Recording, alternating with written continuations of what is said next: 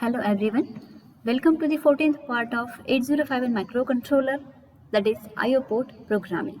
So in this video we are going to learn the arithmetic and logical operation programming using ports. So first is how to initialize the port or a port pins in 8051. So because of the way the 8051 port pin circuitry is designed, to use a port pin as an output requires no initialization. You simply write to the port. So here is the example, set bit P1.5. So this instruction will send the logic 1 to the fifth bit of the port 1. So there is no requirement to initialize this pin as an output pin. So by default, all the pins of or all the ports and all the pins of the pins of the port, they are initialized as an output port. So here is the second example, move P0, A. So this will send the whatever data is available in accumulator to the port 0. But to initialize a port as an input, we must configure it as an input port by writing logic 1 to that pin. So how we can configure or initialize this port? So this is the instruction. So move P2, #FFH. By using this instruction, we can configure this port 2 as an input port. That means we are making all the pins of this port 2 as a 1. So here is the first program. So write 8051 assembly program to read a byte of data from port 1, wait for some time and then send it to port 2. So in this program, what we have to do, we have to just get a data byte from the port 1. That means we have to initialize this port 1 as an input port because we are taking the data from that port 1. And we have to wait for some time and then we have to send that data to the port 2. So here port 1 is an input port and port 2 is an output port. So our first instruction is org000h. So this is our initializing address. So our second instruction is move P1, #0FFH. So using this instruction, we are actually setting this port 1 or configuring this port 1 as an input port. So while we are initializing any port or any pin of the port as an input port, we have to write the comment that we have to make this port or a pin of that port as an input port or an input pin. If we doesn't write any instruction and after some days we are reading our same program, so we are not come to know that is whether we are sending the value to this port 1 or if we are initializing this port 1 as an input port. So it is important to whenever you are initializing the port or a port pin as an input pin or as an input port, must write the comment. So our second instruction is what we have to do. We have to take this data into some register. So we are using here accumulator and we are taking that data from port 1 and we are storing temporarily in accumulator A. So we are reading data from port 1, 8-bit data from port 1 and we are storing the data into the accumulator. So what will be our next step? We have to wait some time. So we are calling the delay subroutine. So this is the delay subroutine that is called here. So this delay subroutine will generate some delay, and again what we have to do after some time, we have to send this data that we have stored into accumulator to the port 2. So we have to write the instruction move P2, A. So whatever data we are read from port 1, that will be moved to the port 2 using this instruction move P2, A. And what we have to do? We have to do this continuously. We have to continuously reading data or we have to take data from port 1, wait some time and we have to send it to port 2. So here we are writing the instruction sjump again. So what will it do? So it jump to the label again. So here again label is given to this instruction. So where we are again reading the next byte of data from port 1 and storing into A. Again we are here waiting for some time, and again we are sending this data to the port 2, and we are doing this again and again. So here this is a short program that we are taking data from port 1 and giving it to port 2 after some time. Now the second program is a switch is connected to P1.1. Now here we are using the single pin of port 1 and LED is connected to P2.1. So here a switch is connected to P1.1, single pin of port 1, and one LED is connected to port first pin of a port 2. So we have to write the assembly program to get the status of switch and send it to LED. What we have to do?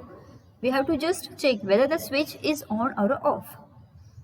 So to represent these two states of switch, we have two values, that is 0 and 1. If switch is off, then P1.0 will read the value 0. If switch is on, P1.1 will read the status as a 1. And what we have to do? We have to send the status of switch to the LED that is connected to P2.1. That means we are making this LED on or off by sending the status of the switch. Okay, so here is a simple program. So our starting instruction, that is ORG00H. Our first instruction is set bit P1.1.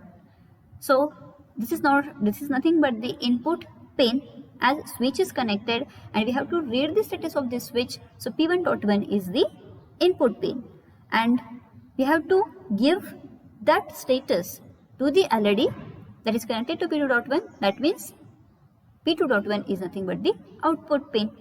So here first we are initializing this P1.1 as an input pin. So we are writing instruction set bit P1.1. That means we are making this pin equal to 1. Now we have to read the status of that switch, and to store that status of switch we are using here a carry flag. So we are writing instruction move C, P1.1. Whatever is the status of the switch, that means it may be 0 or a 1, that will be read into the carry flag C. Now what we have to do?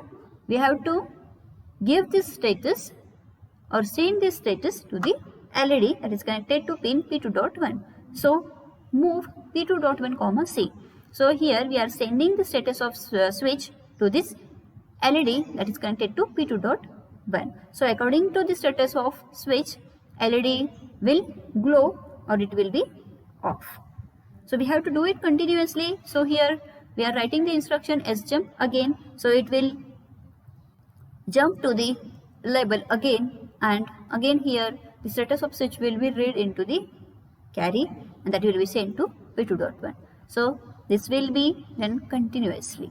So here we are generating the infinite loop using this instruction sjump again. Now the third program, write 8051 assembly program to toggle the LED connected to the pin P2.3 continuously without disturbing the rest of the pins of a port 2.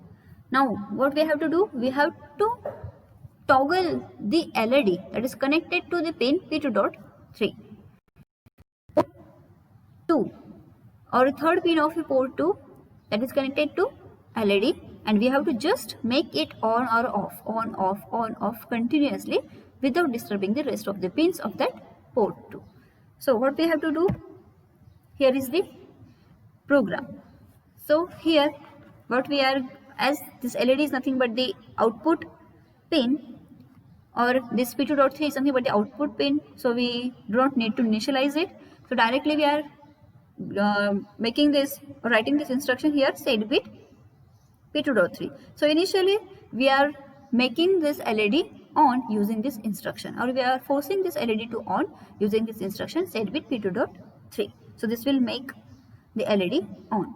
So here using this instruction ACALL delay, we are waiting some time, and again what we are writing here, clear P2.3. That means we are making this LED off using this instruction. So we have to do it continuously, on off. We have to toggle this LED. So again we have writing the instruction sjump again. So here it will jump to the label again where we have written the instruction again set bit P2.3. So again this LED will glow. So here first, using first instruction, we are making this LED on. So waiting after some time, after the instruction clear P2.3, it will be off. So after execution the instruction sjump again, it will jump to the label again where we are writing the instruction set bit P2.3. So it will glow again it will be off. So this will be doing continuously. So there is another way to write this program here. So we are again here setting this, initially we are setting this P2.3 equal to 1, that means we are forcing this LED to be on. Then we are writing the instruction CPL P2.3. CPL is nothing but the complement P2.3. Whatever is the status of P2.3, it will just complement. If it is 1, so initially we are making it 1, so it will make it off. Then we are calling here delay, so it will wait for some time and yes, jump again. So it will again complement the P2.3, and again it call instruction is there, so delay is called, again yes, jump again, so it will complement. So every time it will be complemented, that means it will make it 1, and again in next loop it will make it 0. So it will make it LED on and off continuously. So in this two way we can write the program to toggle the LED.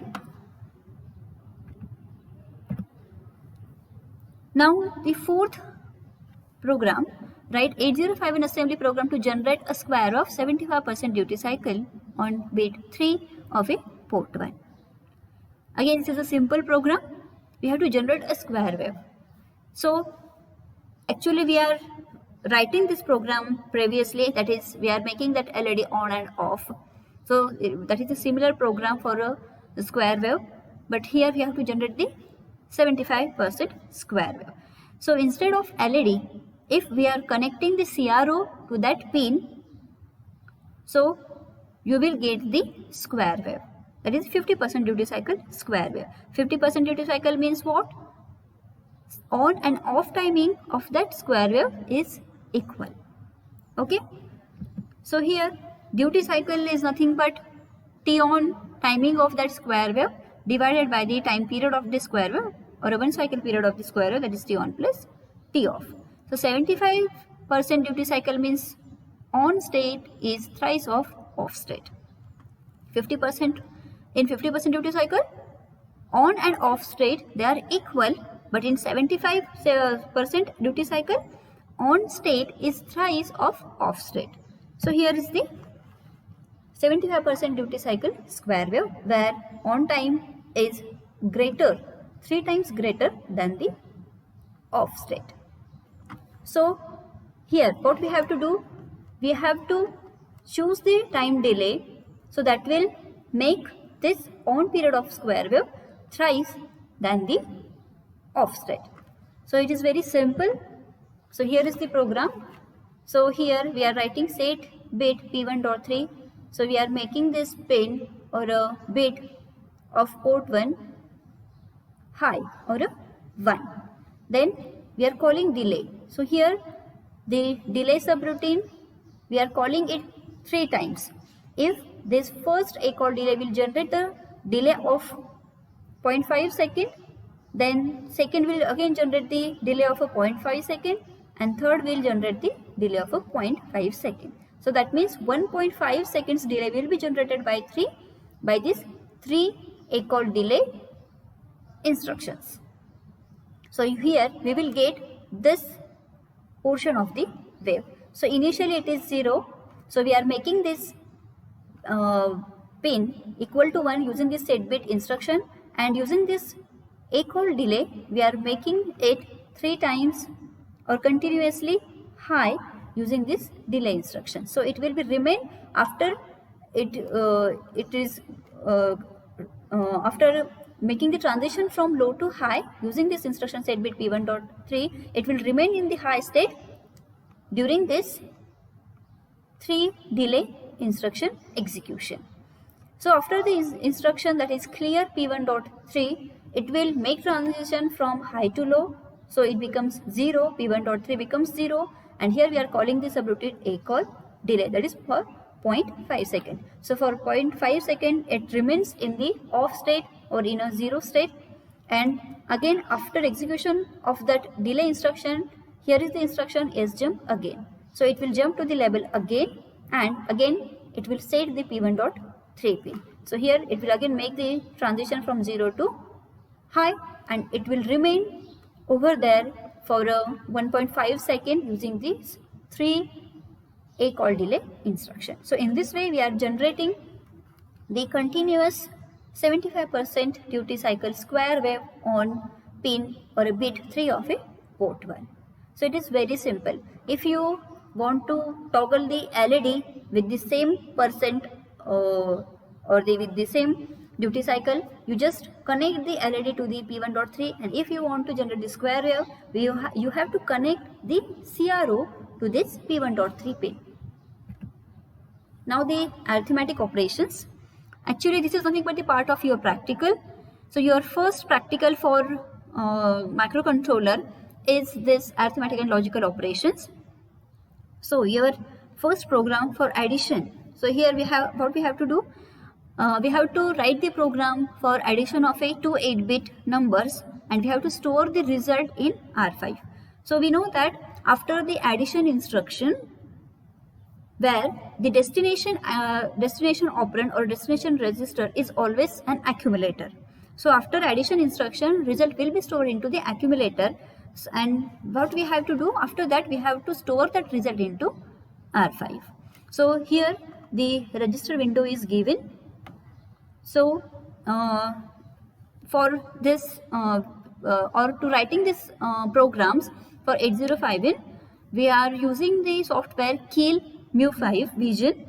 So in that software, when we are writing the program and when we execute that, so at that time where the register window will appear, where different registers, that means accumulator, register B, from R0 to R7 registers, PC, program counter, and DPTR, all these registers, they are available, and they shows the status of the program while execution. So we see the program also, and simultaneously we see the execution also with this register window. So let's start the program. What we have to do, we have to take two values and we have to add them, and whatever will be the result for that addition, we have to store that into register R5. So here is the first instruction, that is ORG00H. So our first instruction is move A, #25H. So after execution of this instruction, accumulator will contain the value 25H. So initially accumulator is 0 after execution of this instruction. So here the value of accumulator is 25, and here program counter was initially 0, so it will indicate the or contain the address of the next instruction to be executed. What is our next instruction? That is add A, #58H. That means now the content of accumulator is nothing but 25, and we have to add this 25 with the next or number 58H. So what this instruction will do, this will add the content of, that means 25H with 58H, and the result will be stored into the accumulator. So after execution of this instruction, so the result of addition is nothing but the 70 that will be content or that will be stored into the accumulator. And what we have to do, we have to store this result into the register R5. So for that, here we are writing the instruction move R5, A. So whatever is the content of accumulator, that will be stored into the R5. So here content of R5 becomes 70H, and we have to end this program. So we are writing here the directive end. So after that, no action will be performed. So this is the simple program for addition of a 2 8-bit numbers. Next arithmetic operation is a subtraction. So what we have to do, they have to write the assembly program for subtraction of a 2 8-bit numbers, and after that we have to store that result into R5. Okay, so again we are starting with the ORG00H. Now we are moving the or loading the first number required for subtraction, that is 47H, into accumulator. So initially content of this accumulator is 0, as the first instruction is in the process. So program counter indicate the address of the next instruction, that is 0004H. So here is the content of accumulator after execution of this instruction, A content 47H. So next instruction is subtract A comma hash 12H. So here is the subtraction will performed on the content of accumulator and this value 12H. So after subtraction, so accumulator will contain the value 35H, and what we have to do, we have to store this result into register R5. So we are writing here the instruction move R4 comma A. So using this instruction we are writing the content of accumulator to register R4. So here content of accumulator, that is subtraction result, is 35. Now here after execution of this instruction, the content of R5 will be 35. So here is the end of a program. So this is a simple program written for the subtraction of 2 8-bit numbers. You can change the number and you can verify the result. Now the third arithmetic operation is multiplication. So here we are writing the program for multiplication of a 2 8-bit numbers. As we know that after multiplication the result may be greater than 8 bits. So while studying the mul instruction, we know that for mul instruction we are using two registers A and B, and after multiplication the result will be stored into the registers A and B. So the lower byte of a result will be stored into accumulator and higher byte of a result will be stored into the register B, so that we are storing the result in R4 and R5. That means lower byte we are storing in R4 and higher byte we are going to store into R5 after the multiplication. So let's start with the program. Our initial instruction is nothing but ORG00H. Now we are moving the first value into accumulator, that is 10H. So here A equals to 10H and program counter will load the address of a next instruction, that is 0002H. Now we are moving the second value into register B. So for mul instruction we know that for mul instruction only registers A and B they are used. So we are using these registers and we are moving the required values into that registers. Now here is the content of register B is now 47H after the execution of this instruction. Now the instruction mul AB.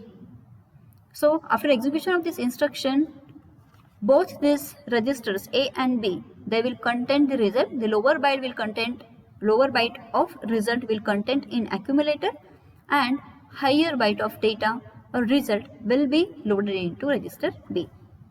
So here is the result, that is 0470H. So here lower byte, that is 70H, will be available into accumulator and upper byte will be available into register B, that is 04H. So what we have to do, we have to store this result into R4 and R5. So we are storing the lower byte, that is in accumulator, to R4. So here the content of R4 is 70H, and now we are loading the upper byte to R5. So here we get the upper byte in R5. So our result is 0470H. So here is the end of program. This is the simple program for multiplication of a 2 8-bit numbers. Now the division. Again, this is a simple program to divide or to divide division of a 2 8-bit numbers, and we have to store result in our R4 and R5. So during division or after the instruction execution of div, quotient and remainder, they are stored into register A and B, and that's why we are storing the result in R4 and R5. So here our first instruction, so here we are moving the value 09H into accumulator. So here A will contain 09H. Now we are loading the divisor into register B. So 09 is nothing but the dividend, 02H is nothing but the divisor, and here we will contain the value 02H. Now the instruction def AB. So here we get the result 04 and in B is 01H. Okay. So here A will contain the remainder and B will contain the quotient. Now we are moving this result into R4, A into R4. So we get 04 into R4 and B, that is 01 into R5. So this is the simple program for division of two 8-bit numbers. Now the logical operations, AND, OR, XOR, these logical operations. So our first program for ANDing of a two 8-bit numbers, and we have to store this result into R4. So here we are moving the value 26H into accumulator. So we will get here accumulator is equal to 26H now.